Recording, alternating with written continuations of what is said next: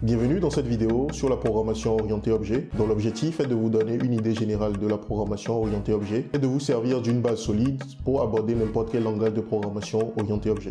Si vous êtes nouveau sur la chaîne, alors moi c'est Modeste Assommo. Je suis développeur web et j'ai récemment créé la chaîne DevPropulsor afin de partager les connaissances acquises depuis le début de ma carrière jusqu'ici avec le monde. L'objectif de cette vidéo est de vous donner les notions essentielles pour pouvoir apprendre facilement un langage de programmation orienté objet. Toutes les notions que nous verrons dans cette vidéo s'appliquent à tout langage de programmation qui utilise la programmation orientée objet basée sur l'utilisation des classes avec quelques petites différences près pour des langages comme le JavaScript qui utilisent la programmation orientée objet par prototype. Pour la présentation dans cette vidéo, j'utiliserai le TypeScript comme langage de programmation. Même si derrière le TypeScript est compilé vers du JavaScript qui utilise la programmation orientée objet basée sur les prototypes, j'ai choisi le TypeScript parce que sa syntaxe se rapproche de la plupart des langages de programmation orientés objet à typage statique comme le C#, le Java, etc. Vous n'avez donc pas besoin de connaître le TypeScript pour suivre cette vidéo, vu que le TypeScript servira juste à expliquer les concepts de programmation orientée objet. J'aurais pu faire cette vidéo en utilisant comme langage de programmation du Java ou du C#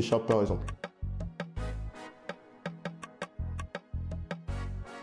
La communauté de développeurs est divisée sur différents points lorsqu'on commence par parler de programmation orientée objet. Rien que pour la définition, elle est définie de différentes façons. La définition classique qu'on retrouve souvent, c'est que la programmation orientée objet, c'est un paradigme de programmation basé sur le regroupement de données et de fonctions permettant de manipuler ces données au sein d'une entité afin de faciliter leur gestion et leur évolution. Ma définition personnelle de la programmation orientée objet, c'est que c'est un paradigme de programmation qui considère que toute chose dans notre monde réel peut être représentée comme un objet possédant des propriétés et des comportements.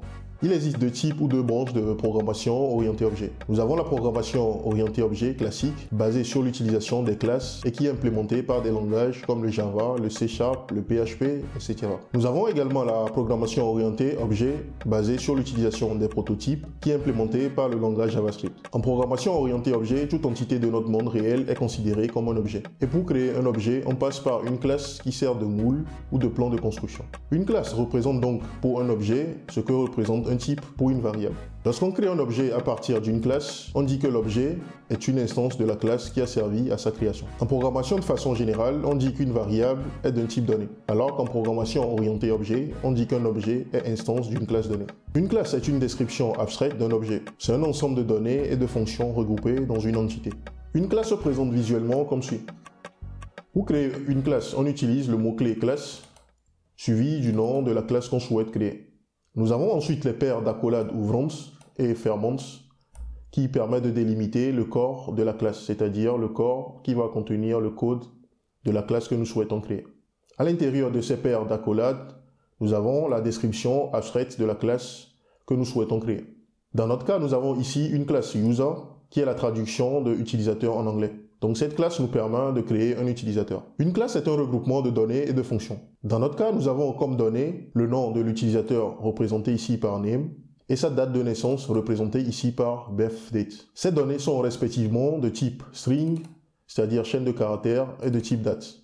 Au sein de notre classe, nous avons également une fonction getBio ici qui retourne une chaîne de caractères. Concernant les caractéristiques d'un objet, un objet est caractérisé par des propriétés et des comportements. Dans le jargon de la programmation orientée objet, les propriétés d'un objet sont appelées des attributs. Les comportements d'un objet sont les actions que cet objet est capable de faire ou comment cet objet interagit avec son environnement ou avec d'autres objets. En pratique, les comportements d'un objet ne sont rien d'autre que des fonctions. Dans le jargon de la programmation orientée objet, les comportements sont appelés des méthodes. Dans la pratique, avant de passer à la phase de programmation, c'est-à-dire la phase d'écriture du code source d'une application, il y a une phase de modélisation des classes qui seront utilisées dans l'application.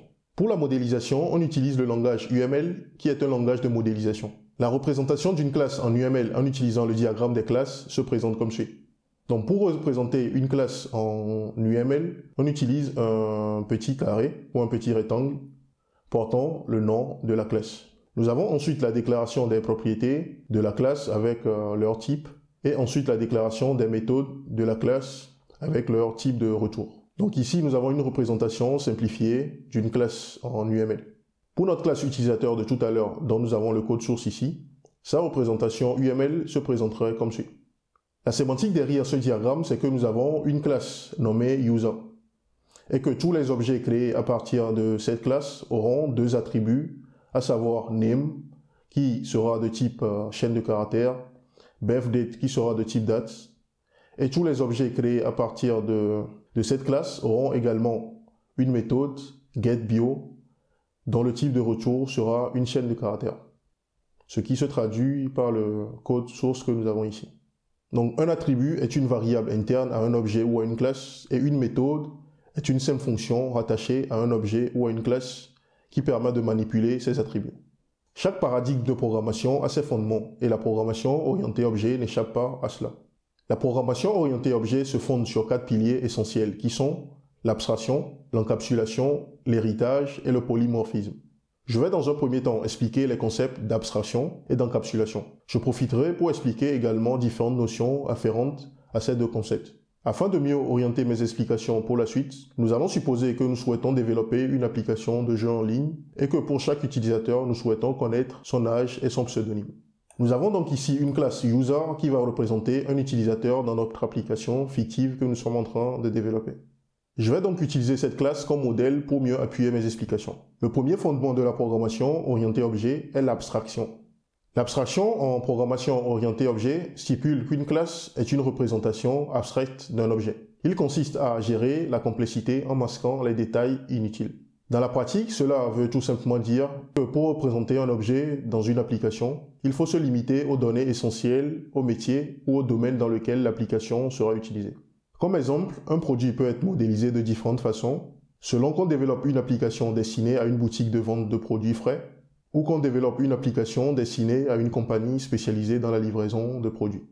Pour une application destinée à une boutique de vente de produits frais, on peut représenter un produit comme possédant les propriétés suivantes, c'est-à-dire le nom, le prix, la date de péremption du produit, sa date de production, etc. Alors que pour une compagnie spécialisée dans la livraison de produits, on peut représenter le produit comme possédant les propriétés, à savoir le nom, la dimension et le poids. Donc on s'intéresse seulement aux informations qui nous sont utiles pour le domaine pour lequel nous sommes en train de développer l'application. Si nous revenons à notre modèle d'étude qui est la classe utilisateur, pour notre application fictive de jeu en ligne, nous avons juste besoin de l'âge de l'utilisateur et de son pseudonyme.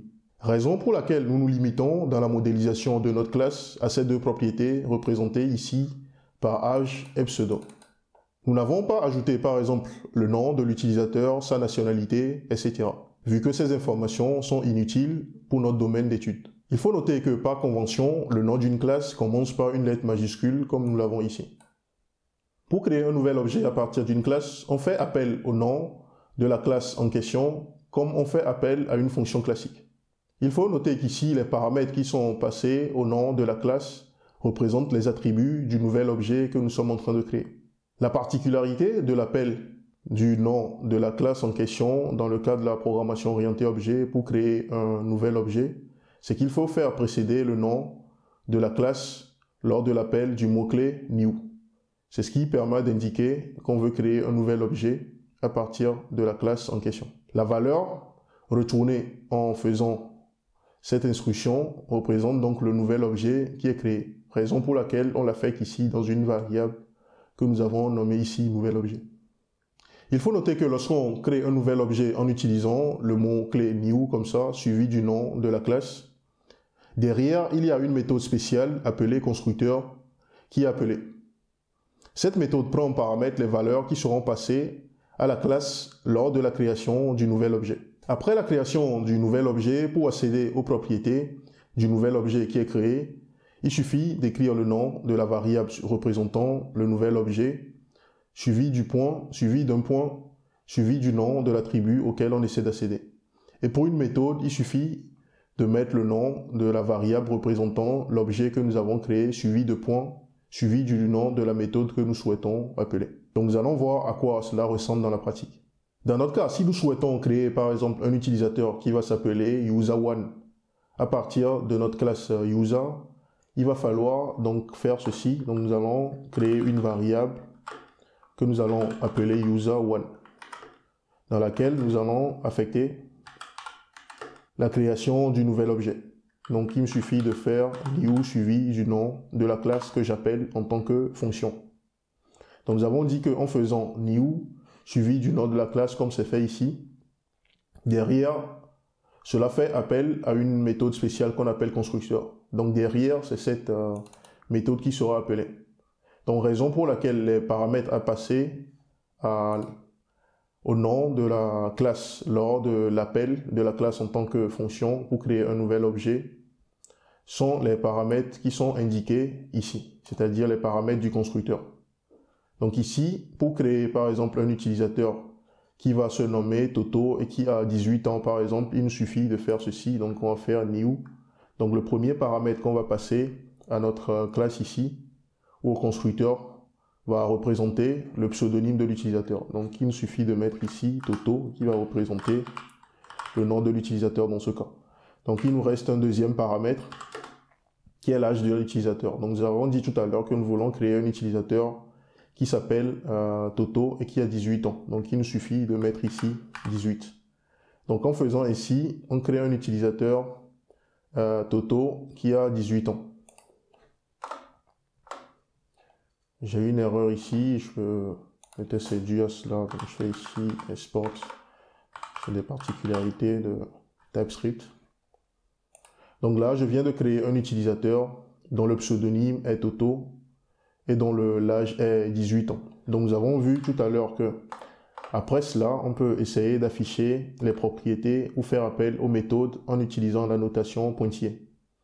Donc supposons que nous voulons par exemple afficher le pseudonyme de l'utilisateur. Donc il me suffit de faire le nouvel objet que j'ai créé. Donc dans mon cas, il s'agit de user1. Donc je fais user1 point suivi de l'attribut ou de la méthode auquel j'essaie d'accéder. Déjà si je fais user1 ici avec l'utilitaire que j'utilise, donc l'utilitaire me montre bien que cet utilisateur 1 a comme attribut pseudo qui a la valeur Toto et âge 18.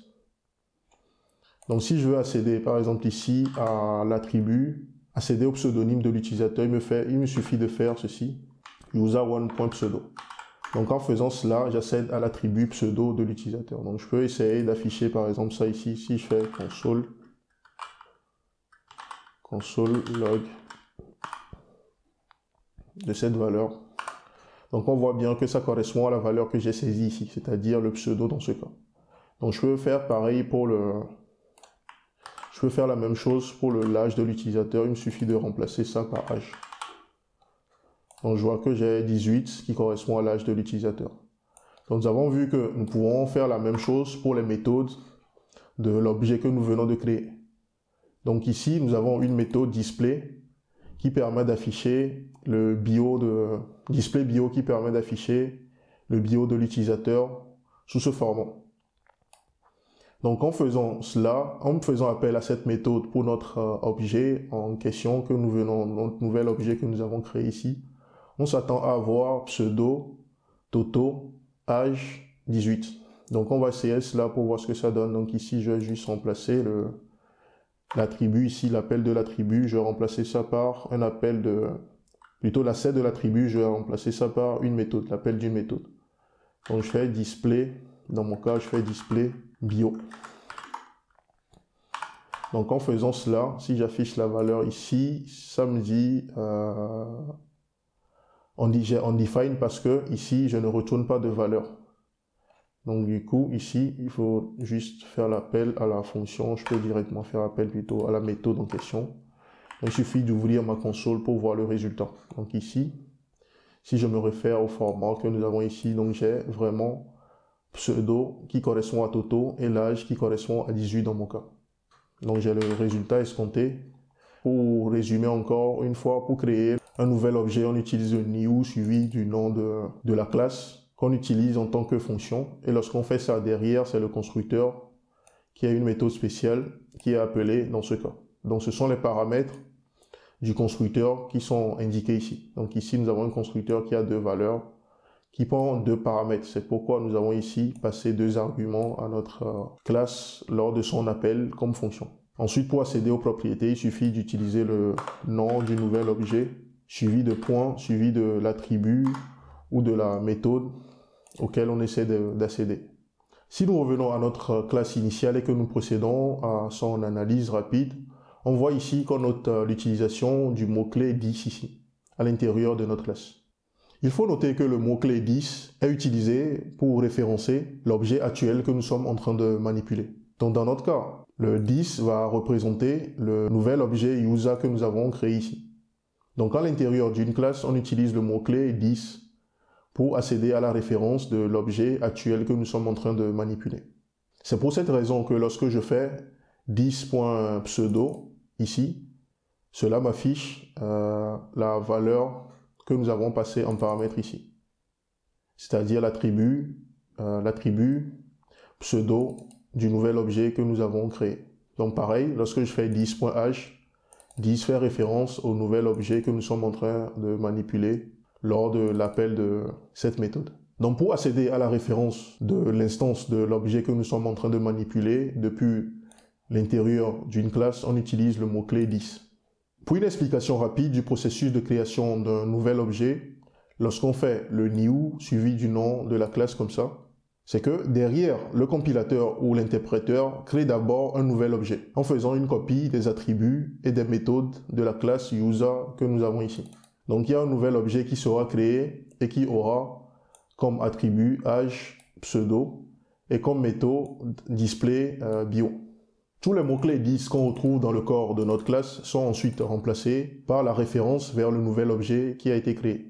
Après cela, le compilateur, l'interpréteur fait appel au constructeur de la classe en question en lui passant en paramètre les valeurs qui ont été passées en paramètre à la classe lors de l'appel avec le new. Donc dans notre cas, les valeurs, ou plutôt les paramètres totaux et 18 seront passés en paramètre au constructeur ici. Donc lors de l'exécution, arrivé à la ligne 11, vu que 10 fait référence au nouvel objet qui a été créé, donc arrivé à la ligne 11, l'attribut pseudo, l'interpréteur ou le compilateur va lui affecter la valeur que nous avons passée ici, c'est-à-dire Toto dans notre cas. Donc lors de l'exécution de la ligne 12, la valeur qui est passée lors de l'appel, c'est-à-dire 18 ici, sera affectée à l'attribut âge du nouvel objet que nous avons créé. Donc dans le constructeur, on procède à l'affectation de la valeur ou bien à l'initialisation des différentes valeurs du nouvel objet que le compilateur ou l'interpréteur a créé. Donc à la fin de l'exécution du constructeur, le nouvel objet aura donc les différentes propriétés qui seront renseignées. Et après l'exécution du constructeur, sa référence est donc retournée, ce qui est affecté plus tard dans le nouvel objet, dans la nouvelle variable représentant notre nouvel objet ici. Donc à l'issue de l'exécution de ça, la valeur retournée sera la référence vers le nouvel objet que nous avons créé. Et c'est cette valeur qui est affectée dans le user1 que nous avons ici. Ce qui explique plus tard que nous pouvons faire appel aux méthodes et aux attributs de ce nouvel objet et accéder aux différents attributs et méthodes de cet objet. Donc c'est un peu résumé le processus de création d'un nouvel objet à partir d'une classe en utilisant le mot-clé new. En programmation orientée objet, les accès aux attributs et aux méthodes doivent être contrôlés. Et ceci nous amène au deuxième fondement de la programmation orientée objet qui est l'encapsulation.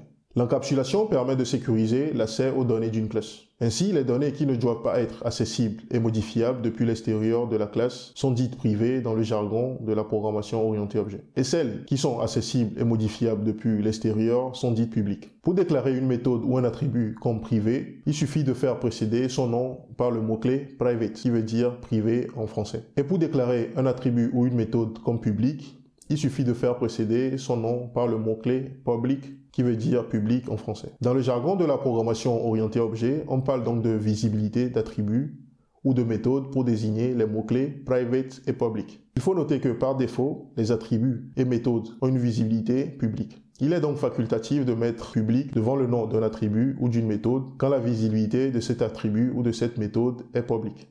Si nous revenons à notre modèle d'étude qui est la classe utilisateur, l'encapsulation nous recommande de protéger l'accès aux données depuis l'extérieur. Donc pour protéger l'accès aux attributs, c'est-à-dire aux données depuis l'extérieur, nous allons déclarer ces attributs comme étant des attributs privés. Donc pour faire cela, on nous dit de faire précéder le nom de l'attribut par le mot-clé private. Donc je vais faire pareil pour le pseudonyme de l'utilisateur, donc je mets ici private. Donc il faut noter que par défaut, les propriétés ou les méthodes d'une classe sont publiques. Donc raison pour laquelle nous n'avons pas besoin de mettre par exemple ici public parce que ceci n'est pas nécessaire. Donc on précise la visibilité seulement si c'est nécessaire. Donc dans notre cas, cela devient un peu verbose de préciser public partout. Donc une propriété, une méthode a une visibilité publique par défaut. Donc raison pour laquelle on ne précise pas cela.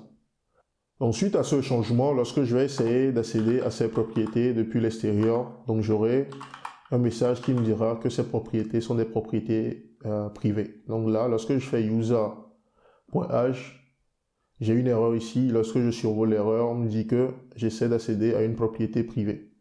Donc on dit property age is private and only accessible within class user. Donc on me dit que cette propriété est normalement accessible seulement depuis l'intérieur de la classe. Donc on ne peut pas accéder à cette propriété depuis l'extérieur. Donc pareil, lorsque je fais user1.pseudo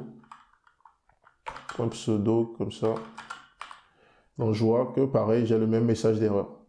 Alors que si j'essaie d'accéder ici à la méthode qui est déclarée en tant que public ici, display bio, donc si je fais display bio ici, je n'ai pas le message d'erreur parce que cette méthode est déclarée en tant que public. Donc si je change par exemple la méthode, la visibilité de cette méthode et je la mets aussi à private, on voit que tout de suite j'ai le message d'erreur qui m'indique que je ne peux pas accéder à cette propriété depuis l'extérieur. Maintenant que ces propriétés sont déclarées en tant que propriétés privées, la question qui se pose est comment les rendre accessibles à l'extérieur lorsque nous avons besoin d'accéder à leur valeur. Pour permettre l'accès à une propriété privée depuis l'extérieur, on passe par ce qu'on appelle un accesseur. Un accesseur est une méthode publique qui rend accessible une variable d'instance privée. En programmation orientée objet, il existe deux types d'accesseurs. Nous avons les accesseurs en lecture qui permettent de lire la valeur d'un attribut depuis l'extérieur. Et nous avons les accesseurs en écriture qui permettent de modifier la valeur d'un attribut depuis l'extérieur. Donc par convention, les accesseurs en lecture, leur nom est précédé de get. Les accesseurs en écriture, leur nom est précédé de set. Donc get pour récupérer, set pour modifier. Donc dans notre cas, pour rendre accessible par exemple l'attribut âge depuis l'extérieur, il va falloir créer un getter pour faire cela. Donc nous avons vu tout à l'heure que pour créer un getter par convention, leur nom commence par get. Donc suivi du nom de l'attribut en faisant du camel case. Donc ici, je vais mettre ici âge comme ça. Donc je vais simplement ici retourner. Donc je vais écrire sur une ligne pour gagner de l'espace. Donc je vais juste retourner la valeur ici de âge. Donc je fais 10.âge. Donc ceci me permet de retourner, d'accéder. J'ai créé ici un accesseur en lecture qui me permet d'accéder à la valeur de page depuis l'extérieur. Donc en faisant cela, je peux maintenant faire ceci. Donc je peux faire maintenant user. Si je veux récupérer la valeur de âge, il me suffit de faire ceci, de faire user1.get âge comme ça. Donc ça va me retourner la valeur de âge lorsque je veux accéder à la valeur de âge depuis l'extérieur. Donc là, je vais juste essayer d'afficher la valeur. Donc je fais console log ici.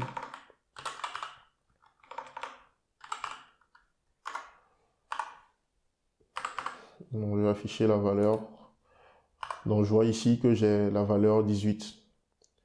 Donc lorsque je vais essayer de modifier la valeur, donc c'est pour tester toujours la capsulation, lorsque je vais essayer de modifier la valeur de âge depuis l'extérieur, donc j'aurai toujours le message d'erreur qui va me dire que je ne peux pas modifier la valeur parce qu'elle est privée. Donc je ne peux pas la modifier depuis l'extérieur. Donc nous allons créer également un accesseur en écriture pour pouvoir modifier la valeur de cet objet depuis l'extérieur. Donc on va procéder pareil. Donc je vais ajouter un accesseur en écriture. Donc le nom commence par set. Donc on utilise toujours le camel case. Donc là, logiquement, je dois prendre comme paramètre la nouvelle valeur que je vais utiliser pour écraser l'ancienne valeur de l'objet. Donc ici, vu que notre âge est une valeur qui est de type number, donc ici, on va prendre une nouvelle valeur qui sera de type number. Donc je peux mettre ici new age comme ça, qui sera le nouvel âge. Donc du coup, ici, ce serait de type number. Donc je mets ici number. Donc je vais écrire aussi sur une ligne ici pour gagner toujours de l'espace. Donc ici, on a dit que pour accéder à l'instance qui est en cours de manipulation, depuis l'intérieur de la classe, on utilise 10 pour accéder à sa référence. Donc on fait 10.h comme ça. On va lui donner la nouvelle valeur. Donc la nouvelle valeur dans notre cas c'est new age. Donc je fais ici new age. Qui sera la nouvelle valeur qui sera affectée dans l'attribut âge de l'objet que nous sommes en train de manipuler.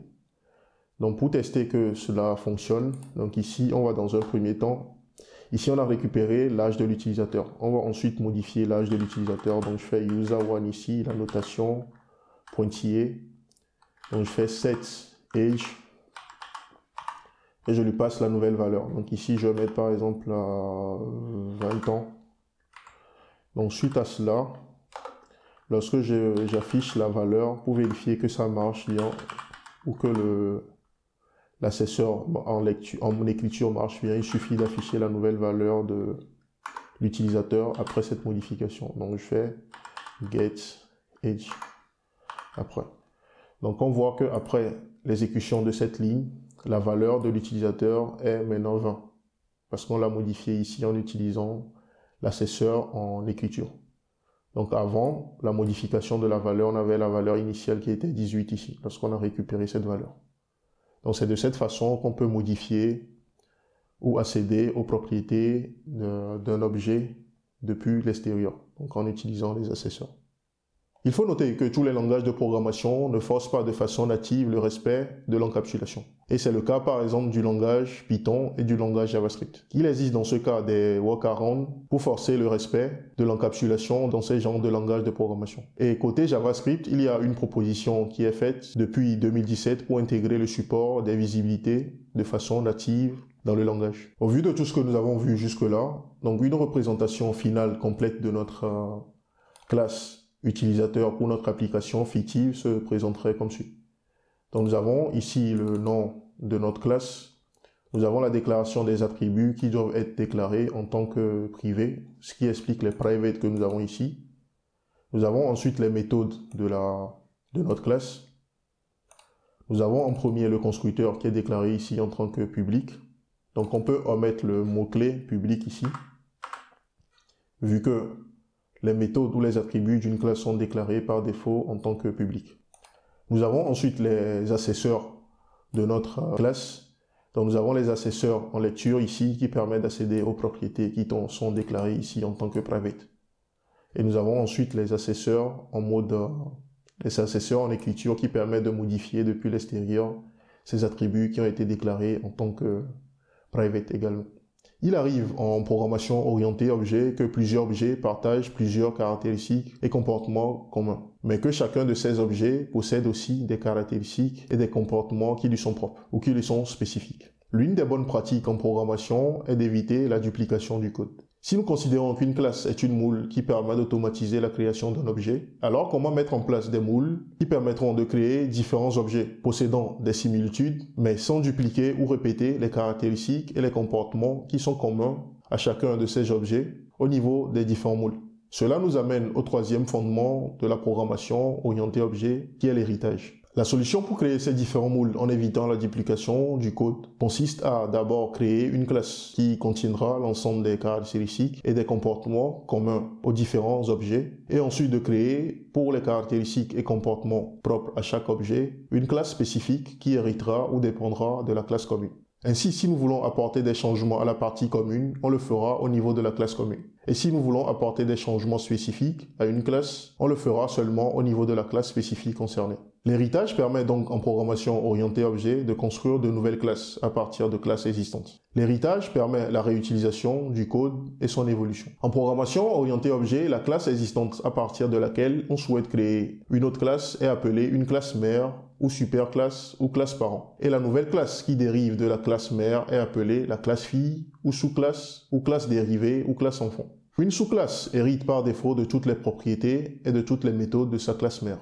L'héritage est représenté en UML par une flèche partant de la classe fille et dirigée vers la classe mère. Comme exemple, si nous supposons que nous avons une application dans laquelle nous représentons des animaux domestiques et que dans l'application nous faisons la gestion des chats et des chiens, par exemple, alors nous pouvons représenter la relation d'héritage entre les classes au sein de notre application comme nous l'avons sur le diagramme ici.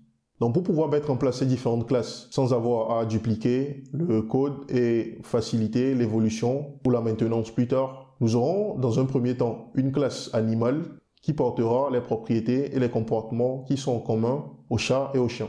Donc ici, nous avons pour un animal donné le nom, l'âge. L'animal peut courir et respirer. Donc ce sont des propriétés et des méthodes qui sont communes aux animaux domestiques ou aux animaux de façon générale. Raison pour laquelle nous avons isolé cela dans une classe animale, ses comportements et ses propriétés. Nous aurons ensuite une seconde classe chat qui portera les propriétés et les comportements qui sont spécifiques au chat, à savoir le fait de miauler et de courir rapidement par exemple. Cette classe héritera donc de la classe mère animale dans ce cas, raison pour laquelle nous avons la flèche qui est dirigée de la classe fille 4 dans ce cas vers la classe animale. Nous aurons enfin une troisième classe qui va représenter les chiens, donc la classe dog dans ce cas, qui va porter également les propriétés qui sont spécifiques aux chiens et des comportements qui sont spécifiques aux chiens. Cette classe héritera également de la classe mère initiale ici que nous avons, qui est animale dans ce cas. Donc on voit également que la flèche ici pointe vers la classe mère. Donc elle est dirigée de la classe fille vers la classe mère également dans ce cas. Donc la sémantique derrière ce diagramme, c'est que nous avons une classe 4, c'est-à-dire chat, qui hérite de la classe animal ici. Donc pareil, nous avons une seconde classe dog qui hérite de la classe animal également. Donc dans ce cas, la classe animal représente la classe mère et les deux classes cat et dog dans ce cas représentent les classes filles de cette classe mère qui est animal. On peut traduire la modélisation de tout à l'heure dans notre application en utilisant le code source suivant. Donc nous avons ici une classe animale qui représente la classe mère dans notre cas, qui possède deux propriétés et certaines méthodes. Nous avons ensuite une deuxième classe, cat, qui est une classe fille qui étend la classe animale. Donc cette classe hérite de la classe animale qui représente la classe mère dans notre cas. Donc raison pour laquelle nous avons le mot-clé ici extend qui nous permet d'étendre une classe. Donc pareil, nous avons une troisième classe qui représente la classe des chiens et qui hérite également de la classe animale dans notre cas, qui représente la classe mère. Donc raison pour laquelle nous avons également le mot-clé extend ici. Donc en faisant cela, chacune de ces classes hérite par défaut des attributs et des méthodes qui sont disponibles dans la classe mère. Donc nous avons, après cela, nous avons également pour chaque classe la déclaration des attributs et des méthodes qui sont spécifiques à ces classes. Donc cette méthode est spécifique à la classe chat et cette méthode est également spécifique à la classe chien. Donc c'est ainsi qu'on peut traduire l'héritage entre les différentes classes au sein de notre application. Une chose à savoir aussi, c'est que dans la plupart des langages de programmation, lorsqu'on souhaite accéder aux propriétés ou aux méthodes d'une classe mère depuis une classe fille, on utilise le mot-clé super. Donc c'est une des raisons pour lesquelles, lorsque nous regardons dans le constructeur ici de nos classes filles, on voit ici qu'on fait appel à super à chaque fois comme des appels de fonction. Donc ici, le mot-clé super est utilisé comme une fonction. Donc ça ressemble un peu ou ça s'apparente un peu à ce qu'on fait lors de la création d'un nouvel objet à partir d'une classe. Donc ceci veut dire pour l'interpréteur ou le compilateur que nous faisons appel au constructeur de la classe mère. Donc pareil ici. Donc à l'intérieur des constructeurs, en faisant super et en l'utilisant comme appel de fonction, comme c'est le cas ici et là, on indique à l'interpréteur ou au compilateur que nous voulons faire appel au constructeur de la classe mère. En supposant par exemple que la classe des chats dispose d'une méthode runFast qui permet au chat de courir vite et que cette méthode fait appel à la méthode run de la classe animal, alors on pourrait écrire le code suivant. Donc on peut faire ceci. Donc il nous suffit d'ajouter la méthode runFast ici. Comme ça. run fast. Donc depuis ici, si nous souhaitons faire appel à une méthode de la classe mère, il nous suffit de mettre ici super. Au lieu de mettre 10, on mettra super, point, le nom de la méthode à laquelle on essaie d'accéder. Donc, ou le nom d'une propriété, si cette propriété est publique. Donc ici, dès qu'on fait super, on voit que l'IDE nous propose brief et run, qui sont des méthodes qui sont disponibles dans la classe mère. Donc pour faire appel à l'une des méthodes, il suffit d'utiliser le nom de la méthode en question. Donc c'est de cette façon qu'on peut accéder aux propriétés ou aux méthodes de la classe mère depuis la classe fille. Dans la pratique, il arrive des fois qu'on veuille avoir une propriété qui soit commune à toutes les instances d'une classe. C'est-à-dire la mise à jour de cette dernière au niveau d'une instance se reflète automatiquement au niveau des autres instances de la classe. L'exemple classique est le fait d'avoir une propriété qui traque le nombre d'instances ou d'objets créés à partir d'une classe. Une telle propriété qui est commune à toutes les instances d'une classe est appelée propriété statique ou propriété de classe. Dans la majorité des langages de programmation, pour créer une propriété ou une méthode comme statique, il suffit de faire précéder son nom par le mot-clé statique. Les variables d'instance sont des variables qui sont propres à chaque instance d'une classe. Elles sont créées lors de l'instanciation d'un objet et détruites lors de sa destruction. Alors que les variables statiques sont créées lors de l'exécution du programme et détruites à l'arrêt du programme. Nous avons ici un code source qui montre l'exemple d'une propriété statique count qui permet de compter le nombre d'instances créées à partir de la classe user. Si nous procédons à une analyse rapide de ce code source, nous avons la création d'une classe user qui dispose d'une propriété statique count. Donc ça veut dire que cette propriété sera commune à toutes les instances d'objets créés à partir de cette classe. Nous avons ensuite une propriété d'instance username ici qui est déclarée en tant que chaîne. Nous avons le constructeur qui prend en paramètre une valeur et cette valeur est utilisée pour enseigner plus tard l'attribut username du nouvel objet qui est créé à partir de cette classe. Donc ici, on procède à l'affectation de la nouvelle valeur lors de la construction de l'objet. On affecte la nouvelle valeur à l'attribut username de l'instance qui est en cours de création. Donc après cela, on procède ici à l'incrémentation de la valeur de l'attribut statique ici. Donc la remarque à faire ici, c'est que pour appeler une propriété statique ou une méthode statique, on utilise, au lieu d'utiliser le 10, on utilise directement le nom de la classe. Parce que c'est une propriété de classe dans ce cas. Donc une propriété qui est déclarée en tant que statique et qui est propre à la classe en question. Donc dans ce cas, pour accéder à la propriété, on utilise directement le nom de la propriété en utilisant on utilise directement le nom de la classe en utilisant la notation pointillée pour accéder aux propriétés qui sont propres à la classe. Donc raison pour laquelle ici on met user.count au lieu de mettre 10.count. Donc nous avons ici une méthode qui est déclarée également en tant que statique. Ça veut dire que depuis l'extérieur, on peut appeler cette méthode en utilisant directement le nom de la classe suivi de points, suivi de nom de la méthode en question. Donc ici, cette méthode nous permet de retourner la variable, l'attribut statique que nous avons déclaré ici. Donc on fait user.count. Donc pour mieux comprendre l'utilité des variables ou des attributs qui sont statiques, nous avons un petit code ici.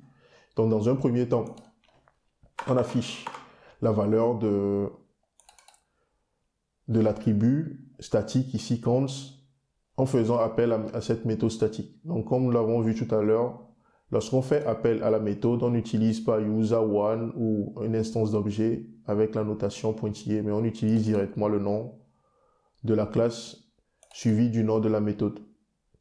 La raison, c'est parce que cette méthode a été déclarée comme statique. Donc si cette méthode n'était pas déclarée comme statique, cette notation ne serait pas possible. Donc on voit tout de suite qu'on a une erreur ici. Donc je ramène le code à statique, ce qui nous permet de faire ça. Donc le but de cet attribut qui a été déclaré ici, c'est de permettre de compter le nombre d'instances d'objets qui sont créés à partir de cette classe. Donc ici, par exemple, lorsqu'on appelle la méthode la première fois, on voit qu'on a la valeur 0. parce qu'on n'a aucun objet qui a été créé en utilisant la classe user. Donc après l'exécution de cette ligne, ça veut dire qu'on crée une nouvelle instance à partir de cette classe. Donc lorsqu'on va utiliser maintenant, faire appel à cette propriété statique qui est une méthode dans ce cas, on voit qu'on a un.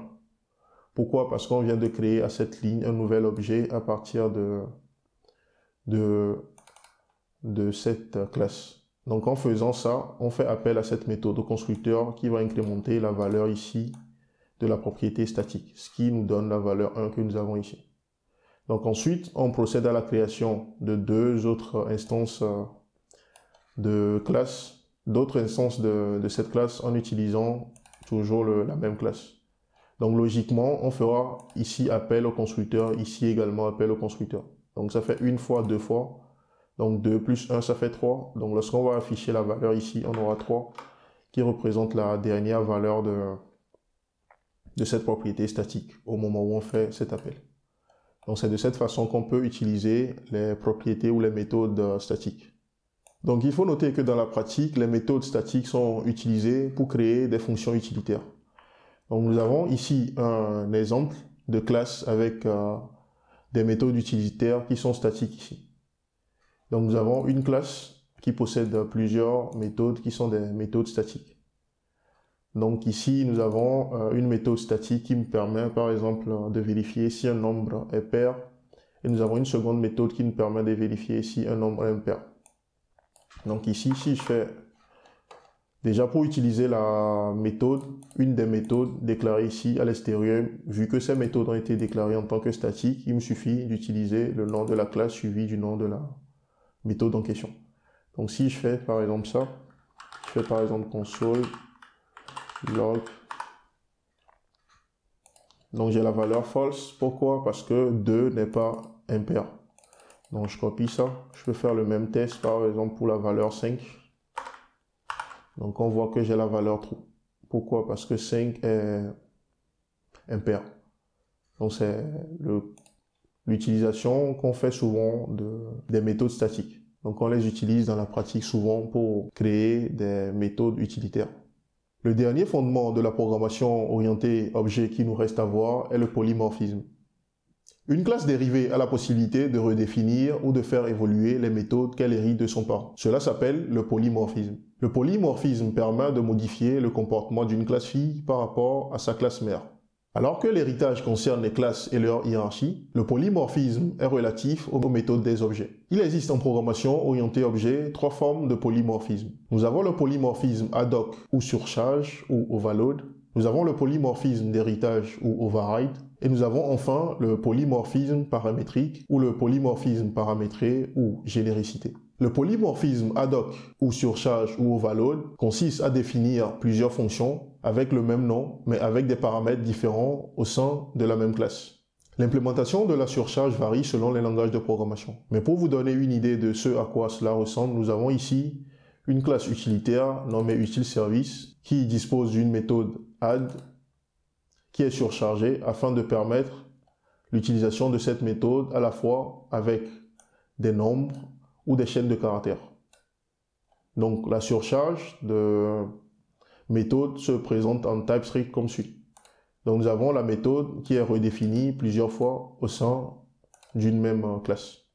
La deuxième forme de polymorphisme est le polymorphisme d'héritage ou override qui consiste à redéfinir dans une classe fille une méthode déjà définie dans une classe mère. Il permet d'appeler une méthode d'un objet sans se soucier de son type intrinsèque.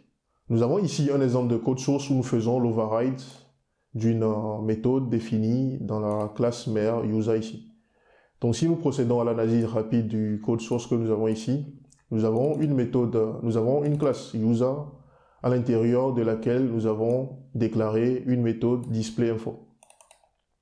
Nous avons une deuxième classe employee qui étend la classe mère user. Et à l'intérieur de cette classe employee, nous redéfinissons ici la méthode displayInfo. Donc en procédant ici, on fait l'override de la méthode qui a été déclarée dans la classe initiale.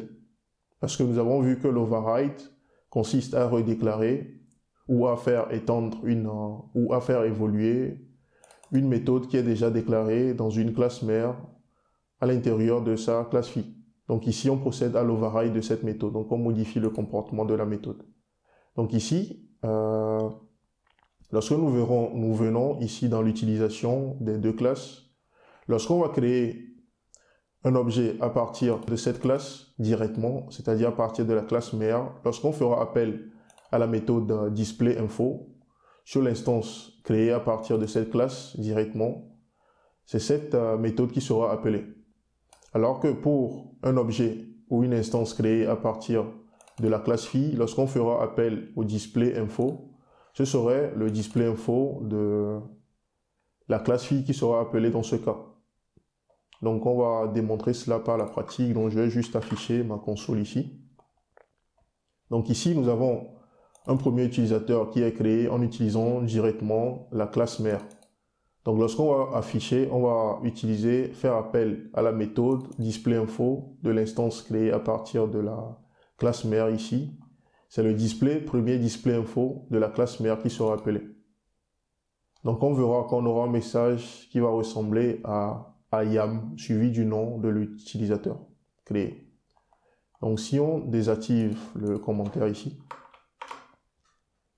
donc nous avons ici un message qui s'affiche IAM layer parce que layer est le nom qu'on a donné à l'utilisateur simple user ici lors de sa création.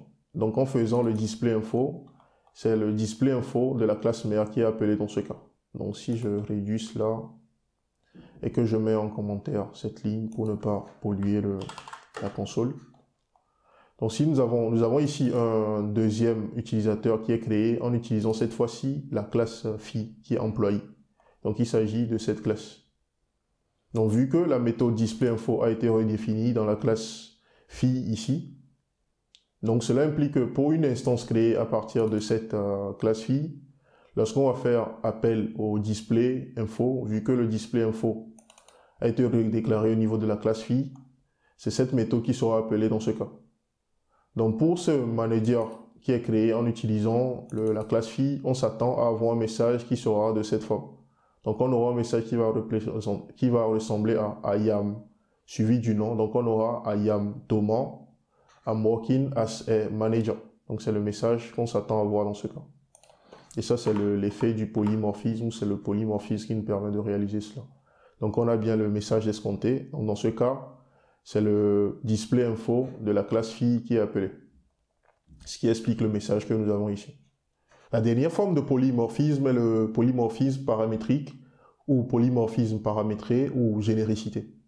Le polymorphisme paramétré ou généricité représente la possibilité de définir des fonctions ou des méthodes pouvant s'appliquer à des types paramétrés. Nous avons ici un exemple de code source provenant de la documentation de TypeScript en ligne et qui montre l'utilisation de la généricité. Donc nous avons initialement une fonction qui n'est pas générique, qui était écrite de cette façon. Donc c'est une fonction qui prend en paramètre un tableau d'éléments et qui retourne le premier élément de ce tableau. Donc cette fonction a été réécrite en utilisant la généricité de sorte à pouvoir utiliser cette fonction pour n'importe quel type. Donc si nous analysons rapidement ici la fonction, donc cette fonction est une fonction générique qui prend en paramètre un type. Donc c'est une certaine façon, une syntaxe pour pouvoir indiquer la généricité. Donc c'est comme si on avait une fonction qui prenait en paramètre un type donné. Donc ce type est utilisé plus tard pour comme type du tableau qui est passé en paramètre ici. Et ce type est également utilisé comme type de retour pour la valeur ici, vu que le tableau qui est passé en paramètre sera un tableau de ce type. Donc du coup, logiquement, les données contenues dans ce tableau seront des éléments qui seront du type déclaré ici, du type de tableau déclaré ici. Donc lorsque j'utilise plus tard la fonction que j'ai déclarée ici, lorsqu'on survole l'utilisation de la fonction ici, lorsqu'on passe en paramètre à cette fonction un tableau de chaîne caractère, l'IDE arrive à détecter, ou le compilateur, l'interpréteur arrive à détecter que le type qu'on essaie de passer ici à cette fonction est chaîne de caractères. Donc raison pour laquelle nous avons le string ici. parce qu'il détecte par inférence que nous lui passons un tableau de chaîne de caractères. Donc du coup, le type sera automatiquement, le type appliqué automatiquement dans ce cas sera une chaîne de caractères, ce qui explique le fait que nous avons string ici lorsqu'on survole le nom de cette fonction. Donc pareil, lorsqu'on utilise plus tard la fonction et qu'on lui passe un tableau de nombres, l'IDE interprète cela comme étant que la fonction a été appelée en passant comme type générique les nombres.